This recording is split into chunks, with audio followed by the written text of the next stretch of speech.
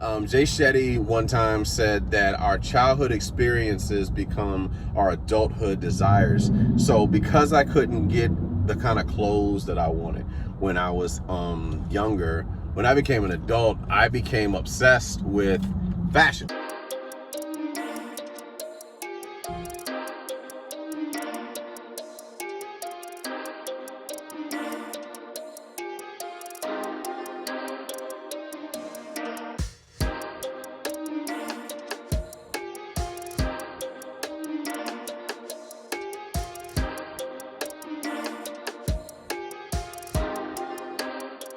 What are your thoughts about birthdays at this age? Well, 38, and recording this, I just turned 38 yesterday.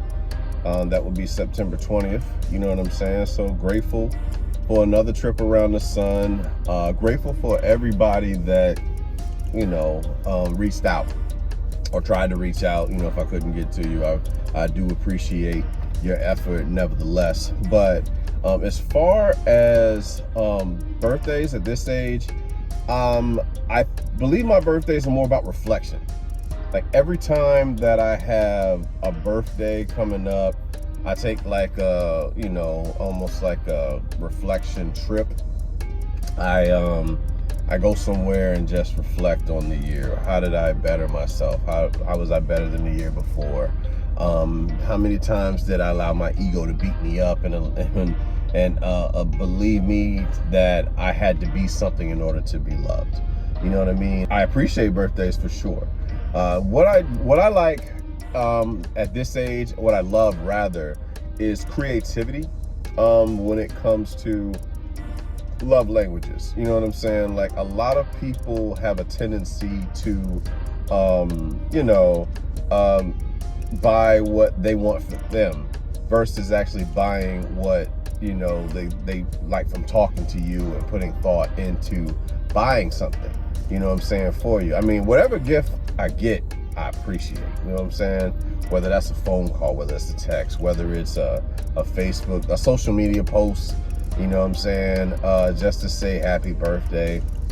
I do believe a lot of people do social media stuff for themselves because I firmly believe that, they use a person's birthday to essentially make it about themselves in some way, shape, or form. You have some people that have that, that ego.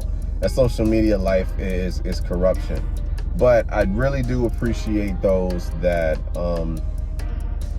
make the, that, decide to make the calls, that decide to be, communicate with me on any level, whatever that is, like the thoughtful words, like, like being very, I'll say genuine, you know what I'm saying? I love that, that genuine energy.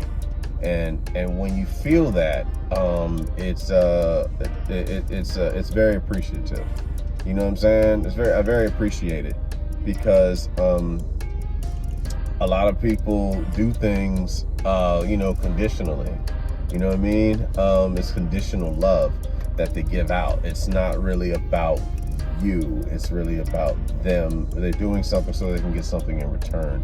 And when you grow up being raised in a system like that, it makes you not want to receive things, you know what I'm saying, or ask for help or anything like that. So when trauma gets passed on the way that it does, it teaches you to be very, very to yourself. But over time, I've learned myself to appreciate birthdays. Like our family, once you get a certain age, it's like your birthday is just another day. And I resent that. I totally do. I totally resent that. Anytime that, a member of my family, and we're in contact, mind you, anytime a member of our family I'm in contact with and we're in communication, I'm going to let them know how much they feel valued. I don't want to make you feel special, because special to me is entitlement.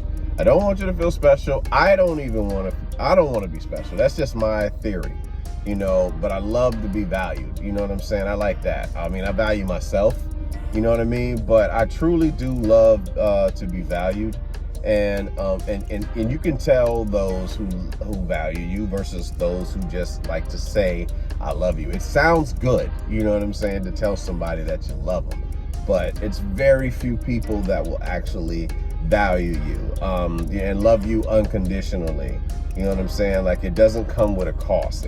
They're not doing something with an incentive. You know what I'm saying? And birthdays these days, like for me, man, you send a thoughtful gift.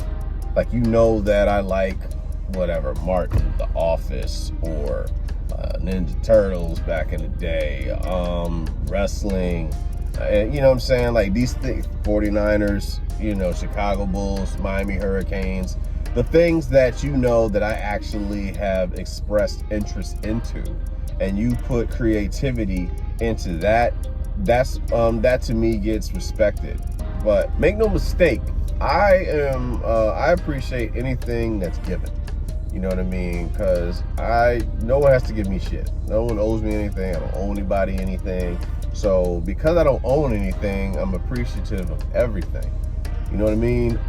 But I do have perspective on things.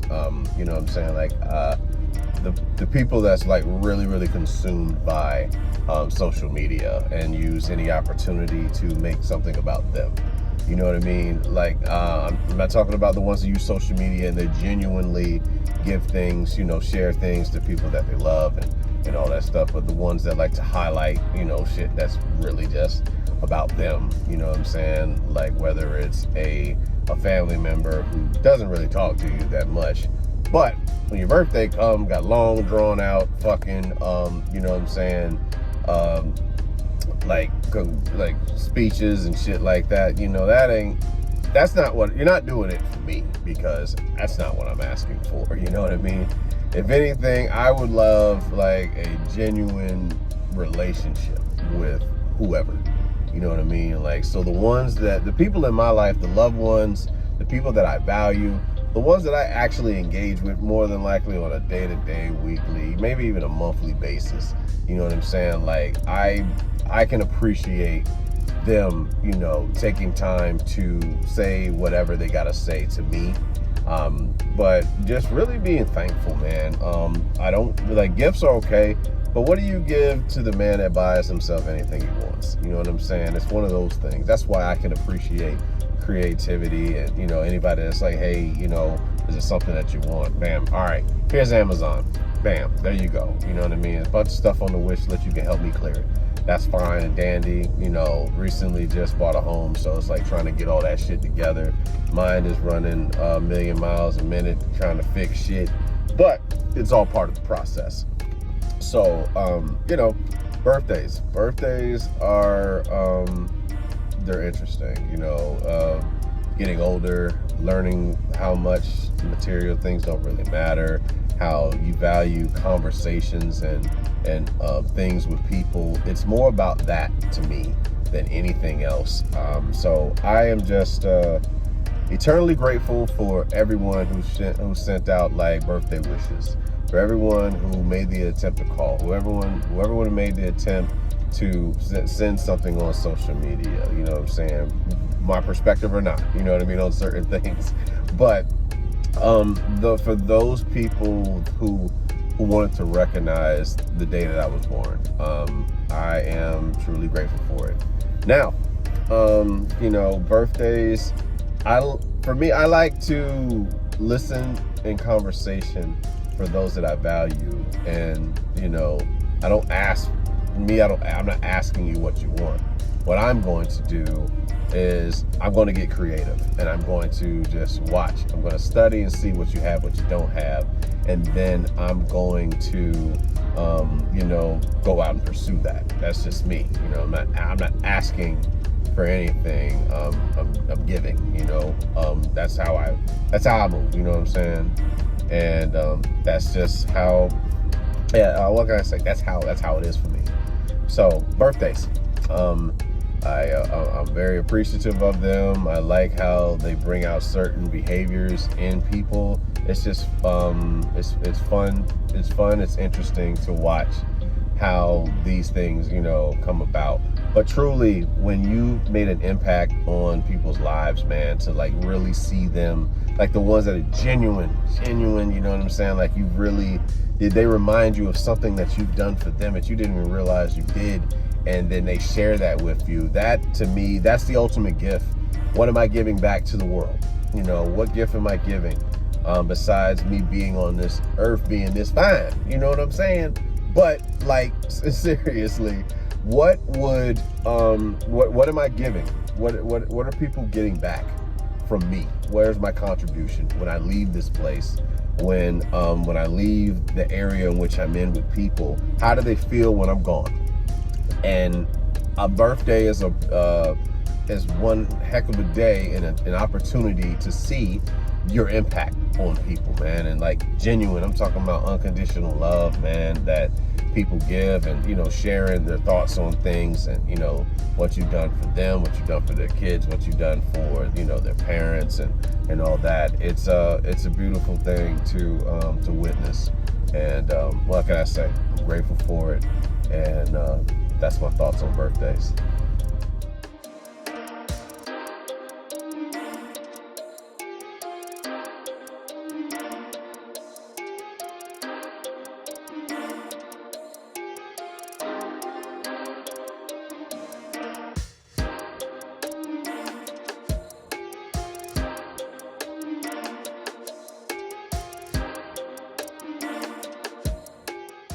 So, what are your favorite insecurities about yourself? For me, my favorite insecurities that I can point out that you know, again, this is all about embracing yourself and being honest with yourself. My favorite insecurities is fashion, right? Fashion. I mean, I'm sure you guys see like a bunch of different outfits and attires, accessories, and all that shit. Growing up, you know, I grew up in a neighborhood where like everybody got Jordans and shit, right? Whenever the new Jordans came out, that's where all the kids that I went to school with, they would do that. You know, like my boy Darius, my boy Mac, our rest in peace, you know what I'm saying? To Mac, like Marquise, all of, you know, all my friends, Dante Blunt. You know, when we were all younger, they all were able to get like the Jordans on like the same day. You know what I'm saying? My folks, I grew up in a house that didn't value that shit. You know what I mean? So it was more a validation item, if you will. So, and then like the fashion wise, like anything that Tommy Hilfiger shit, even when they had all them rumors talking about Tommy ain't want niggas wearing this shit, you know what I'm saying? We still wanted to wear the shit. You know, again, it's about whatever was popping at the time, right? It's just a validation item. So, when it comes to fashion now, my fashion interest and desires, J.E.T. one time said that our childhood experiences become our adulthood desires. So because I couldn't get the kind of clothes that I wanted when I was younger, when I became an adult, I became obsessed with fashion. Whatever fashion was going on at the time, back when there was like, you know, when what's them boy, the Rock Boys or whatever, that came out with that Party Like a Rock Star song, right? They I think it was Rock Boys. Yeah, I think it's called Rock Boys. But they had, everybody was wearing like them Jim Jones, and then was wearing like the belts with the rhinestones in them, like the skull belts and shit like that. Me and my boy Karumbe, as y'all know from me doing the podcasting and stuff together with Sugar Booger, you know, shout out to them. And we, me and him, when we were in the Air Force, we wanted to wear those belts. Like that was the validation item. It was hot. It was like a rock star thing. Lil Wayne was doing it. Jim Jones was doing it. This is like 2007, and I wanted a piece of that action. So I kept trying to keep up with the Joneses. I was looking for validation from the most minuscule shit that, I mean, I don't value it now. I mean, I still love fashion, but it's not to the point where I was trying to be accepted. You know what I mean? Like back in the day, as a kid, I wanted to be accepted by a certain type of crowd because they looked cool. I wanted to be cool. I wanted to be accepted in certain things. I wanted to listen to certain things so I could be accepted. I wanted to wear certain things so I could be accepted. I wanted to talk a certain way, even if it meant dumbing myself down to be accepted. And so now, like, when I look at myself today, I look at the fact that I'm so much into like my fashion and shit like that. Like I would say I'm well put together when it comes to fashion. I won't try to outdress anybody, but I'll definitely try to outdress me from yesterday, if you will. And that's where my head goes. I love like being able to put an outfit together and it pops sometimes, you know what I'm saying? Sometimes taking some risk with attire and fashion, but that's my insecurities, and I know that it came from the fact that that's something I didn't have much growing up. I mean, don't get me wrong, we had clothes. I'm not homeless or nothing like that, but as far as like that name brand shit, the Jordans and all that stuff. But funny thing is, I don't even value like Jordans like that. I have yet to buy like those $200, like the ones, everyone that we grew up with, you know, that like for reissue, like the Jordan 4s and the 9s, the 11s, the 13s. Those are the ones that I like. Of that run that, you know, Jordan had growing up. I mean, obviously they're still popular to this day, but the ones I like was 4, 5, 7, 9, 11. I think some of 12, but 13. You know, those Jordans were the ones that I used to fawn over all the time as a kid. But I even as an adult now, I'm like, I refuse to spend $200 for a pair of shoes. Now, if I raise the money, I buy the shoes to make money off of them. Sure, some people are willing to use that as a validation item, saying they got a pair of Jordans. I'm all for it. You know, I walked into a mall in Miami. They had a pair of what we call DCs back home in Virginia. Everybody else call them Air Force Ones, or I don't know wherever you're from. You know what I'm saying? Matter of fact, if you're watching this in the comment section, put what y'all called Air Force Ones in your area growing up. You know what I'm saying? That'd be dope to see that. But like Air Force Ones, we call it DCs, and I believe it's because everybody in DC was wearing them or some shit like growing up. But home in Suffolk, 757 Hampton Roads, we called them bitches DCs. So like I was in the store, and it was a pair of like baby blue, like North Carolina blue DCs, and they ran for like $500 fucking dollars for a pair of shoes. We're talking about here a pair of tennis shoes, and next to that was the Yeezys on the other side. And y'all know about Yeezys. You know how much these motherfuckers cost, man. I saw Yeezys in there. That price tag said like $6.99. Kill yourself, man. That's the same price as a damn dryer. You know what I mean? But that's not for me. So to each his own. It's all about what you value, and I don't value high price shoes like that. I like the way they look, but not enough to purchase them. So that was an insecurity for me. Like you know, clothing. I wanted to have I wanted to look good. You know, I got obsessed with that. That's my insecurity. It felt like, at one point in time, I felt like I wouldn't be accepted. I wouldn't receive love unless I knew how to dress. So I picked up on dressing, and you know, it's stuck. It's stuck, and I can appreciate it. I really can appreciate it. So I am now at a position where I don't dress for others. I dress for me. So everything you see me wear is not to impress anybody anymore. It's more so to impress me. And I wear what I love to wear. You know, things that sometimes, I'm more inclined to wear a pair of Oxfords than I ever want to wear a pair of basketball shoes these days. Now, when I was a teenager, and you know, hip hop had a very much of an influence on me, I definitely had a love to want to wear those type of shoes. You know what I'm saying? Like wear Air Force Ones, the Ken Griffey's, Sean Kemp's, the Scottie Pippens for sure. I was a big Scottie Pippen fan. I was hating on Jordan. I refused to give Jordan, you know, that full credit because everybody was on Jordan. You know, so I was like, nah, I like Pippins. I want them Air Tempos. But There's no comparison. There's no comparison to Michael Jordan, man. Nothing against Scottie. Scottie did his part. Jordan wouldn't have won those rings without them, but he was the spark. You know, Jordan was the spark. You know what I'm saying? Everybody else was supporting cast, but he was the one that was going to take you over, and that's what you need. And another insecurity for me from childhood until now is being reliable, right? It is very much my favorite insecurity. For a long time, I was hell-bent on being there for everybody. I wanted to be there, even if it meant going against my boundaries for my own self. I wanted to be there for you. I wanted to, like, you call me up, you got a problem going on, I wanted to be the one to solve it. If you needed something for whatever, my brother needed some money to go to, like, the band in high school to go to fucking England, I want to make sure I'm there for it. Somebody asked me for whatever, I wanted to be there for it. I had no boundaries for myself because I wanted to be able to say, I did that.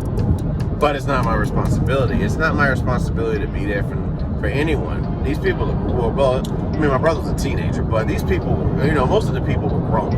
You know what I mean? I was just trying to be all that, you know, I was trying to be parents to grown people, essentially, because that's what I was raised to be.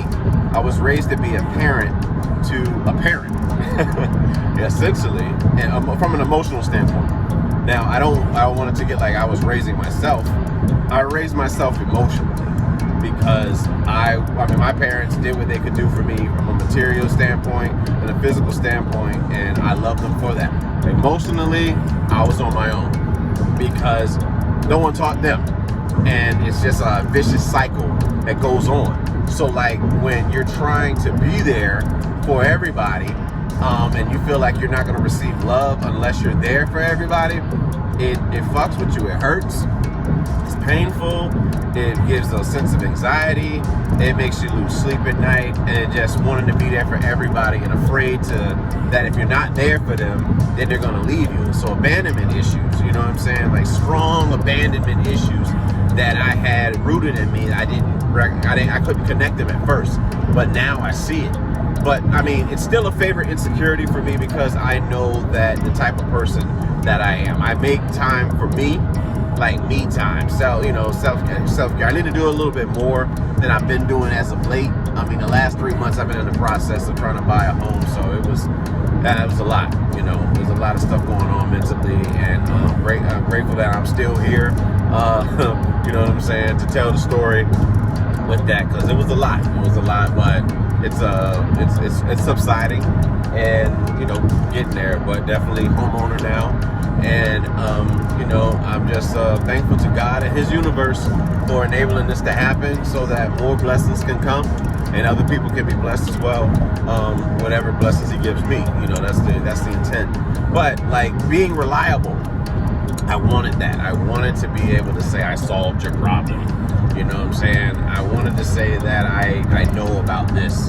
And I have to remember that it's not my job to be everybody's therapist. You know what I'm saying? I mean, I might have a hand on it and like understanding things, but it's not for me to fix. And it's not my responsibility. I'm not responsible to anybody. I don't owe anybody shit. No one owes me shit. We just so happen to get in conversation, and that works great. But I'm not going to solve your problems for you. You know what I'm saying? Not intentionally. I'll say that. So that's what it took me a while to get there. But now being there, it's helpful. Learning to have healthy boundaries and teach people to solve their own issues, because if you let them, they will definitely put it on you. That's what she said. You know what I'm saying? And you have to push forth and make sure that you set healthy boundaries for you, because you're the person that says yes most of the time is going to get most of the people coming to you. That person that says no, of course no one's going to go to them, because if you want something done, you want to go to the yes person. You don't want to go to the no person. So what ends up happening is that yes person doesn't have any boundaries. And then what happens when the yes person needs somebody to say yes to them? They get a lot of no's. Because those people set boundaries and are a lot more selfish than the person that says yes. Because a lot of times the person that says yes is afraid to say no for fear that they're going to lose the people that say no. Crazy how that works, right? But I'm sure you understand. So what I'm saying is, like, learning to set healthy boundaries is essential in mental health, and I'm working at it. You know, saying it's not to blame or beat myself up about it, but these things happen, and it'll get better as time marches on. So, I mean, those are my favorite insecurities about myself. So, that's that.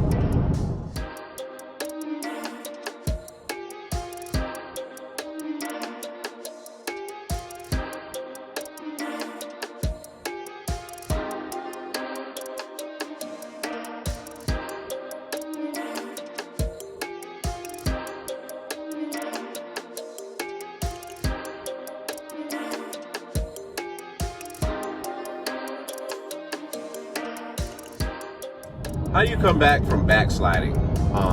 You know what I'm saying? And backsliding, I mean, like, with addiction. And for instance, like me with porn addiction. You come back from backsliding by remembering to be gentle with yourself, right? You got to speak to yourself in a kind manner. I know that a lot of times when we do something wrong, we respond how people taught us to respond, and be upset with ourselves and beat ourselves up whenever we do something wrong, and that's not it's not always the case. And you know, like, because if you heard somebody else do it, you wouldn't feel as bad. You know, like, oh, it's not that big of a deal. But when it's you feel like you're supposed to be like you're special, you're different from everybody, and you're the worst person in the world. Ain't nobody thinking about you that damn much.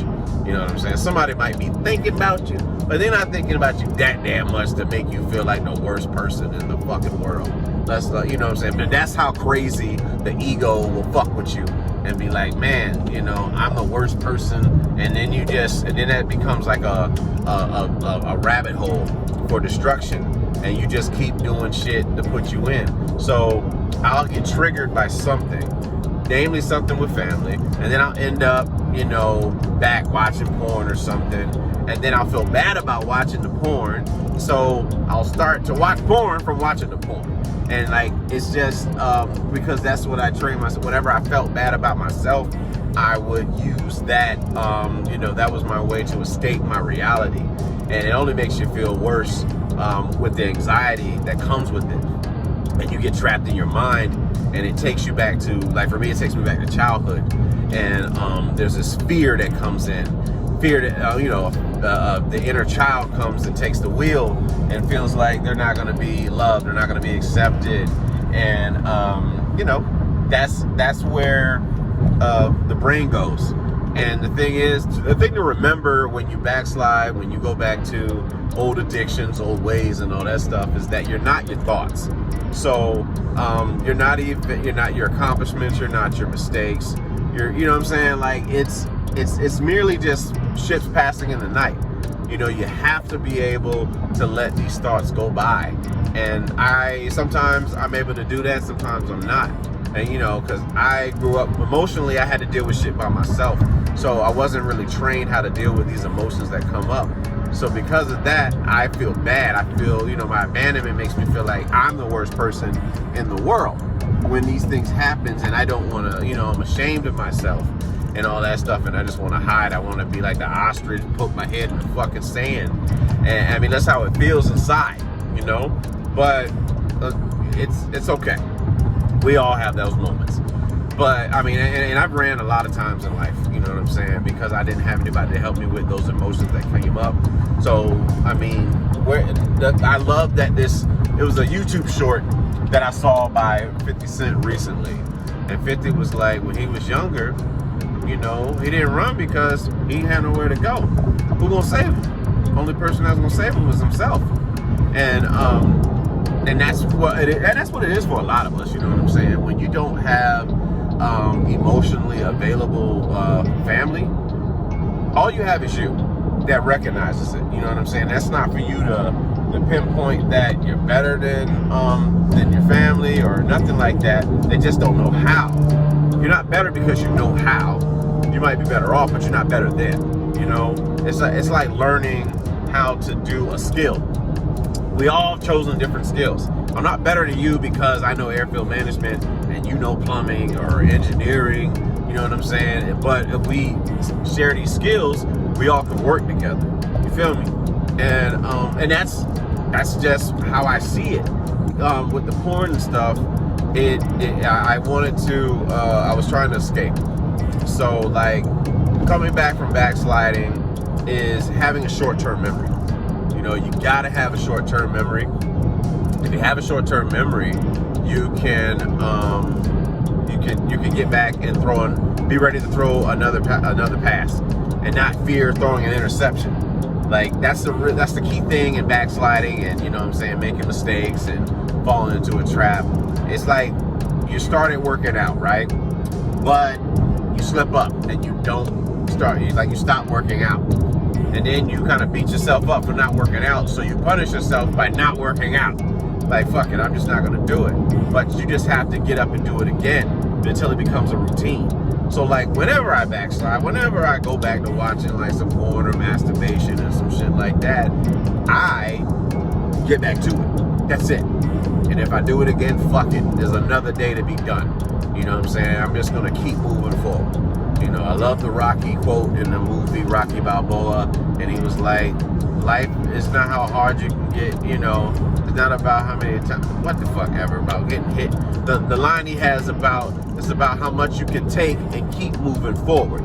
You know what I'm saying? How many times you can get knocked down and you can get back up. And that's essentially what life is about. It's just not quitting. That's it. I don't care how many times you fall. Just get the fuck back up. If you can look up, you can get up, which is a Les Brown quote. You know, so Rocky Balboa is like, you know, you gotta be willing to take the hits. If you know your worth, you know, to go out and get what you're worth, but you gotta be willing to take the hits. And if it means battling porn addiction, I'm gonna do it. My way to the top is gonna go through that. You know what I'm saying? Being honest with you guys about, you know, addiction, being honest with you guys about insecurities, all that stuff is going to help me. I mean, I bare my soul. You know, each episode the best I can do. You know what I'm saying? And the only way that I know how at the time. So I'm going to push that until something else changes. And you know, it frees me up. So any shame that I may have on me comes out in these videos, each one. And I want that to be an inspiration for somebody else. To be like, fuck it, man, who cares? This is what I battle. We all have gone through different shit. Trauma has sent us down different paths for us to, you know, express ourselves and kind of get an outlet of some sort. And that porn was mine. Alcohol might be yours, weed might be yours, dating might be yours, church might be yours, sports, whatever your vice is. You know what I'm saying? I'm sure you got something that you just have a crazy obsession about. But you're human. Remember that in the day. Before you talk about anybody else, just remember that you're human. You know what I mean? No, you're not better than anybody else. You might be funny what you talk about, but don't, you know what I'm saying? Just don't come at folks as if that you're better than them. You're not. You're not better. You know what I mean? None of us are. We're not special. We're all human. We all came in the same way, and we all leaving. We're going to the same box. You know what I'm saying? That's just how life works. But I mean, those are my thoughts on how to, you know, again, coming back from backsliding. So what you do is just get back up and try again. That's all. Stay with it. You know, stay in the fight. Forgive yourself. You know what I'm saying, for what you didn't know. Know that you're getting stronger each time because you keep coming back. Use that stubbornness, that resilience, that determination, all that shit. You know what I'm saying? As you go through whatever goals you got, and be sure to set goals for real. Like it makes a total difference. You know, I was sitting with one of my friends like the end of last year. You know what I mean? And we were writing out goals. And when I tell you that most of them have came to pass, so that's how serious the universe is about you manifesting things into your life. So I'm grateful for that. I'm coming back again. You know, if I backslide, fuck it. You know what I'm saying? I get into anything else, you know what I'm saying, that becomes an addiction, fuck it. Get past it. Get back up. Try again. I'm out.